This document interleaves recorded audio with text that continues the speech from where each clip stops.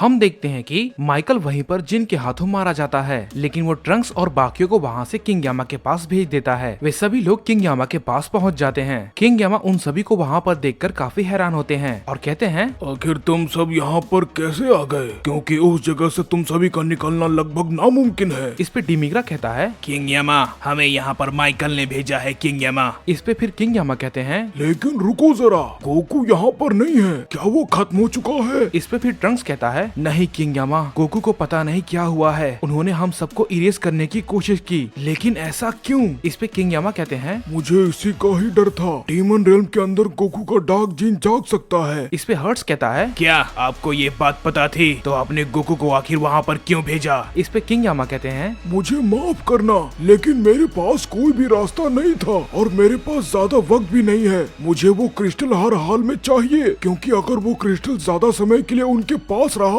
तो हम सभी पे काफी दिक्कतें आ सकती है। इस पे ट्रंक्स कहता है, आपका आखिर कहने का मतलब क्या है किंग यामा? इस पे किंग यामा कहते हैं, हमारे जीवन और मृत्यु के बीच एक साइकिल होती है जिसे बैलेंस करने के लिए उस क्रिस्टल की जरूरत है और इसकी जिम्मेदारी मुझे दी गई थी, लेकिन पता नहीं कैसे वो क्रिस्टल अचानक उस जगह से गायब हो गया। मैंने काफी कड़ी सुरक्षा रखी थी उस क्रिस्टल के लिए, क्योंकि डीमन रेल्म के किंग हमेशा से यही चाहते थे कि उस क्रिस्टल को वो अपने पास लेके जाएं, ताकि हम यहाँ पर कमजोर पड़ जाएं और वो मौका पाकर हम सभी पे हमला कर दें। लेकिन मुझे लगा था कि गोकू के अंदर का डार्क जिन उन सभी डीमन किंग को हरा सकता है, क्योंकि मैंने उसकी ताकत महसूस की थी। तो मुझे लगा था कि तुम लोग के साथ मिलकर वो उसे हरा देगा और वो क्रिस्टल को ले आएगा और फिर इसके बाद यहाँ पर सब ठीक हो जाएगा। लेकिन मैं ये नहीं जानता था कि गोकू के अंदर का डार्क जिन उस पे इतना हावी हो जाएगा कि वो माइकल को भी मार देगा। हमारा एक हेवन ऑफ एंजल पहले ही खत्म हो चुका है, लेकिन भला माइकल को बीच में आने की क्या जरूरत थी? वो बेवजह मारा गया।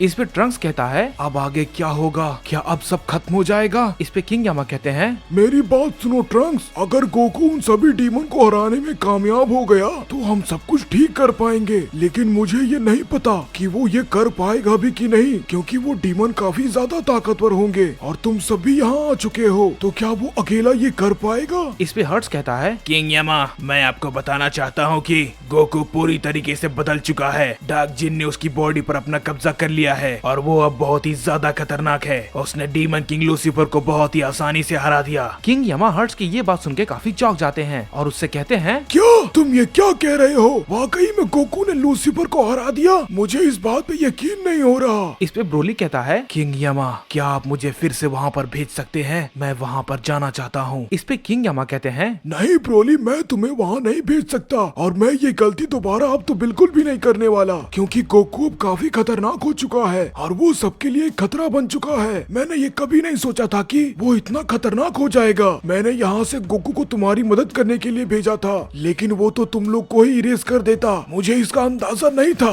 कि उसका डार्क जिन तुम पर भी हमला कर सकता है। इस पे ट्रंक्स कहता है, अब हमें आप बताइए किंग यामा, हमें आखिर और क्या करना चाहिए? हम क्या करें? क्या हम बस यूं ही यहाँ पर खड़े रहेंगे? क्योंकि अगर गोकू वहाँ पर मारा गया तो सब खत्म हो जाएगा। क्या उसके बाद सिर्फ डीमंस ही बचेंगे? हम सबका वजूद मिट जाएगा। इस पे किंग यामा कहते हैं, हमें सही वक्त का इंतजार करना होगा, हमारे पास कोई और रास्ता नहीं है। इसके बाद फिर हम देखते हैं कि हमें फू का सीन दिखाया जाता है, जो कि गुहान पे अपना एक्सपेरिमेंट कर रहा होता है और कहता है, चलो देखते हैं कि ये सैयन आखिर कितना ताकतवर हो सकता है। मैं पहली बार किसी सैयन पे अपना एक्सपेरिमेंट कर रहा हूँ। मुझे नहीं पता कि ये आखिर कैसा होने वाला है, लेकिन मुझे इससे काफी उम्मीदें हैं, क्योंकि शायद इसके जैसा सैयन अब कोई भी नहीं होगा और बहुत ही जल्द मैं अपने असली मकसद को अंजाम दूंगा और अभी तक सब कुछ मेरे मुताबिक ही चल रहा है। इसके बाद फिर हम देखते हैं कि हमें मोरो को दिखाया जाता है, जो कि कह रहा होता है, एक एक करके सभी सैयन मारे गए, अब कोई भी नहीं बचा है।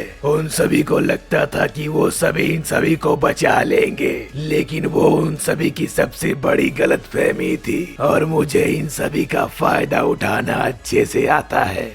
तुम सोच रहे होगे कि तुम्हारा प्लान बिल्कुल सही चल रहा है, लेकिन सब कुछ तुम्हारे मुताबिक नहीं, सब कुछ मेरे मुताबिक हो रहा है और बहुत जल्द तुम सब समझ जाओगे। और वैसे भी मैं इस डायमेंशन को छोड़ने वाला हूँ, लेकिन उससे पहले मैं इन सबको अपने आंखों से चीखता हुआ देखना चाहता हूँ, सभी की दर्दनाक चीखें।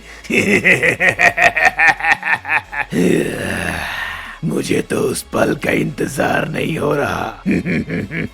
इसके बाद फिर हम देखते हैं कि हमें जिन को दिखाया जाता है जो कि डीमन रेल के अंदर होता है और वो मनी मन सोच रहा होता है कि इस बेवकूफ एंजल ने अपनी जान देकर उन सभी को बचा लिया। कितना बेवकूफ है ये, तुमने अपनी जान वेस्ट कर दी उन बेवकूफों के लिए। लेकिन बहुत जल्द मैं यहाँ से बाहर निकलूंगा और फिर उसके बाद सब कुछ मेरे तरीके से होगा और कोई भी मॉर्टल्स और गॉड मेरे रास्ते में आने की हिम्मत नहीं करेगा, क्योंकि कोई भी अब मुझसे लड़ने के लायक नहीं है। बस मुझे वो क्रिस्टल को किसी तरीके से हासिल करना है। इसके बाद फिर हम देखते हैं कि जिन वहाँ से निकल जाता है और हमें किंग यामा का सीन दिखाया जाता है जो कि ट्रंक्स से कहता है, हे ट्रंक्स, शायद तुम्हें ये बात नहीं पता कि तुम्हारे पिता भी अब मर चुके हैं। इस पे ट्रंक्स कहता है, क्या आप ये क्या कह रहे हैं? इस पे किंग यामा कहते हैं, हाँ ट्रंक्स, दरअसल अर्थ पे एक फू नाम का डीमन आ चुका है जिसने अपने एक फॉर्मूले की मदद से अर्थ के सभी वासियों को औजारू बना दिया है। तुम्हारे पिता ने उनसे लड़ने की बहुत कोशिश की, लेकिन वो चाहकर भी अपने बेटे ट्रंक्स को नहीं मार पाए। उन्होंने बहुत कोशिश की, लेकिन वो काफी वीक थे और उन्हें पीछे हुई लड़ाई से रिकवर करने का मौका भी नहीं मिला। गोकू के डैड बारडोक ने भी काफी कोशिश की उन्हें रोकने के लिए, लेकिन वो भी कुछ नहीं कर पाए और वो भी मारे गए। इस पे ट्रंक्स कहता है, ये तो बहुत बुरा हुआ किंग यामा, मुझे बताइए कि गोहान वो आखिर कहाँ है, क्या वो ठीक है? इस पे किंग यामा कहते हैं, नहीं, गोहान को फू ने पकड़ लिया है और वो उस पर अपना एक्सपेरिमेंट कर रहा है। मॉर्टल्स की दुनिया में कुछ भी अच्छा नहीं चल रहा है। वो फू काफी शैतान है, उसके इरादे बहुत ही ज्यादा बुरे हैं। यहाँ तक कि उसने यूनिवर्स 11 के सारे लोगों को भी औजारू बना दिया है और उसने जिरेन पे भी एक बहुत ही खतरनाक एक्सपेरिमेंट किया है जिससे कि जिरेन उसके काबू में है और वो पहले के मुकाबले काफी ज्यादा ताकतवर है। इसके बाद ब्रोली कहता है, लेकिन वो आखिर ऐसा क्यों कर रहा है? आखिर इन सब के पीछे वजह क्या है? इस पे ट्रंक्स कहता है, मुझे भी नहीं पता ब्रोली, हम आखिर ये किस मुसीबत में पड़ गए हैं। ऐसा लग रहा है कि सब कुछ धीरे धीरे खत्म हो रहा है। हमारी इतनी कोशिश करने के बावजूद भी हम कुछ भी नहीं कर पा रहे हैं। इस पे किंग यामा कहते हैं, अगर गोकू क्रिस्टल को हासिल कर लेता है तो फिर हालात कुछ हद तक ठीक हो सकते हैं, लेकिन इसके बाद अर्थ का क्या होगा मैं इस बारे में कुछ भी नहीं कह सकता। इसके बाद ट्रंक्स कहता है, किंग यामा मुझे बताइए, मेरे डैड तो यहाँ पर आए होंगे, तो वो आखिर कहाँ है? इस पे फिर किंग यामा कहते हैं, तुम्हें ये बात जानकर हैरानी होगी कि वो यहाँ से सीधा किंग काय के पास गए हैं। इस पे ट्रंक्स कहता है, क्या किंग काय? लेकिन डैड आखिर उनके पास क्यों गए हैं? इस पे किंग यामा कहते हैं, मैं इस बारे में कुछ भी नहीं जानता कि उसने आखिर ऐसा क्यों किया, क्योंकि उसने मुझे कुछ भी नहीं बताया। इस पे ट्रंक्स कहता है, किंग यामा मैं भी किंग काय के पास जाना चाहता हूँ। मुझे पता है मेरे डैड ने कुछ सोचकर ही ये फैसला लिया होगा, मुझे उनके पास जाना है। इस पे ब्रोली भी कहता है, मैं भी तुम्हारे साथ चलूंगा। इस पे डिमिग्रा भी कहता है, मैं भी तुम्हारे साथ चलूंगा ट्रंक्स। इसके बाद किंग यामा कहते हैं, क्या तुम सच में वहाँ जाना चाहते हो? क्योंकि वहाँ पर जाना इतना आसान नहीं है, क्योंकि तुम स्नेक वे पर अपनी शक्तियों का इस्तेमाल नहीं कर सकते। तुम्हें वहाँ पर पैदल चलकर ही जाना होगा। इस पे ट्रंक्स कहता है, मैं बिल्कुल तैयार हूँ और मैं जल्दी आपके पास आ रहा हूँ डैड। अगर हमारे पास कोई भी उम्मीद है जिससे कि हम सब कुछ ठीक कर पाएं, तो हम वो कोशिश जरूर करेंगे और अगर मुझे इसके लिए इरेज भी होना पड़े तो मैं इसके लिए भी तैयार हूँ।